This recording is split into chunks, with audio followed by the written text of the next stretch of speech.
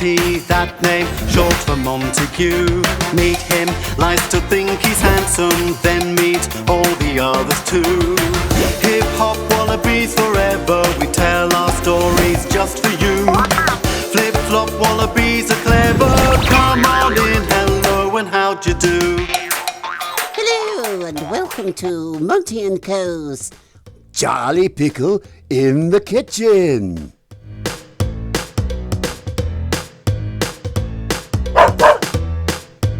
Hello there, I'm Monty the Wallaby and this is my friend Charlie. Welcome to Monty & Co.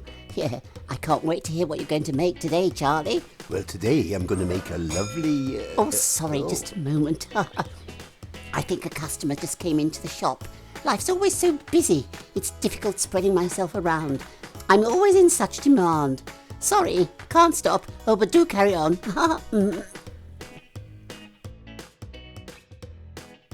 I'm Charlie Pickle the Welsh terrier, and today I'm going to show you how to make a Victoria sponge with strawberry jam and whipped cream. This is sure to impress. It looks amazing and is very simple to put together.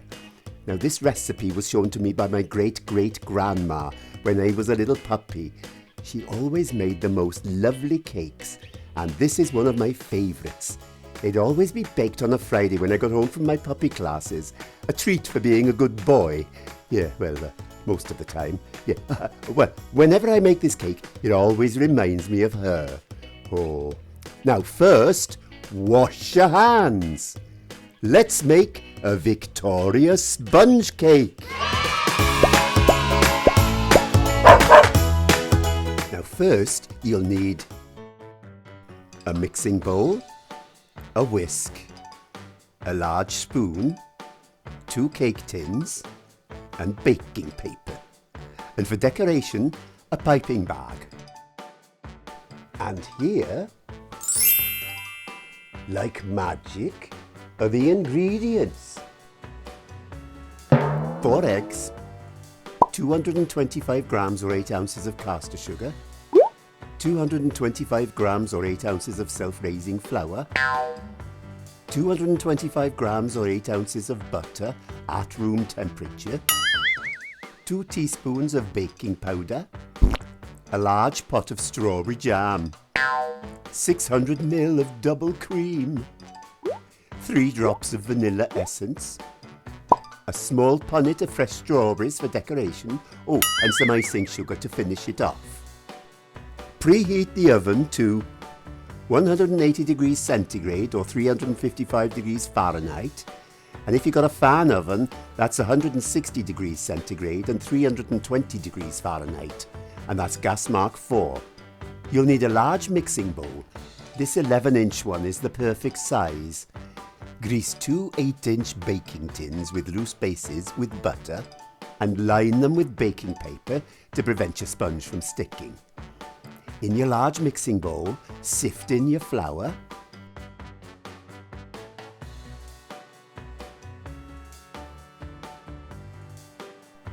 then add the sugar, the baking powder, the butter, the eggs, and 3 drops of vanilla essence. Oh, looking good. Smells good too.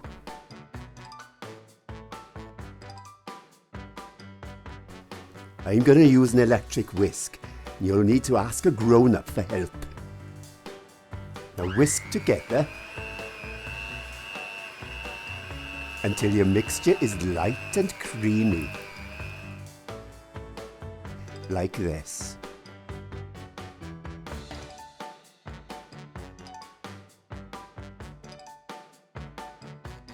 Divide the mixture evenly between both tins.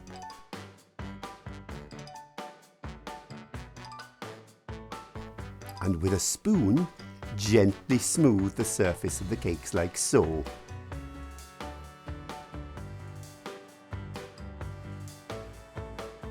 Now you'll want a grown-up to help you with the next bit. bake the cakes in the oven for 25 minutes. It's always best to check after 20 minutes to see if they've gone golden brown. Well, I can see mine through the oven window. Now, when the timer goes off, oh, there it is. Oh, cuckoo, cuckoo. The sponges are ready.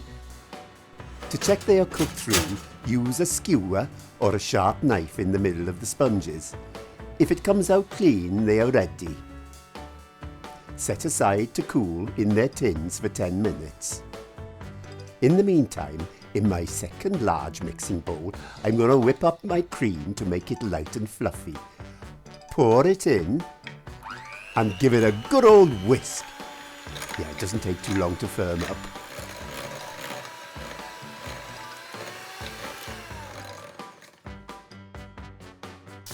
Next, wash the strawberries.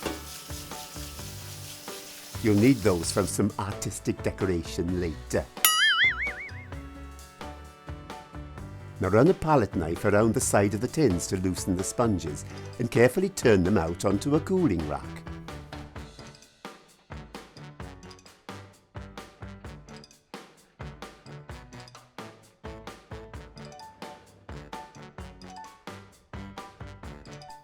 It's best to peel off the baking paper at this stage, as those bits are not very tasty and you don't want to get them stuck between your teeth.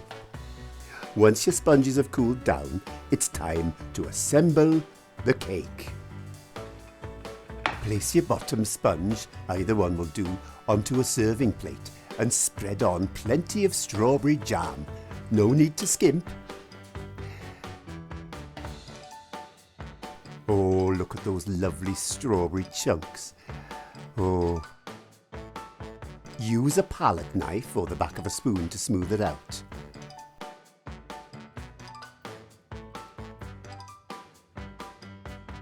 Next comes the whipped cream. Ooh, now that makes me dribble. Fortunately not on the cake. Wash your palette knife or spoon and use it again to spread it.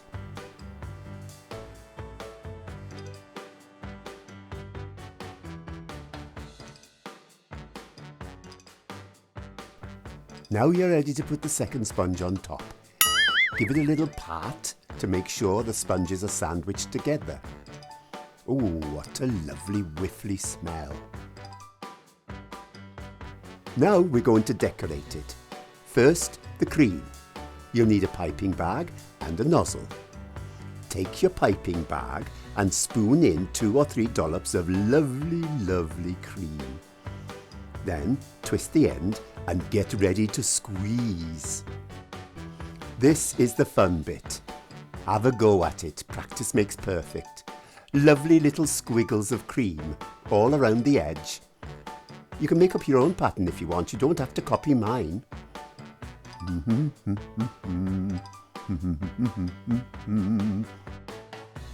Now we're going to put a bit of cream in the middle, like so.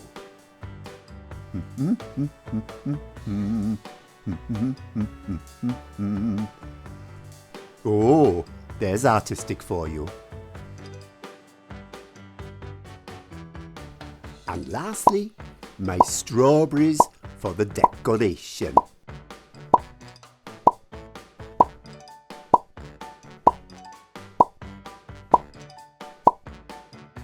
There, that didn't take too long, did it?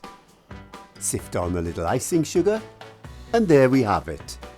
One beautiful Victoria sponge cake. Ooh, Doggylicious. And here are the ingredients again.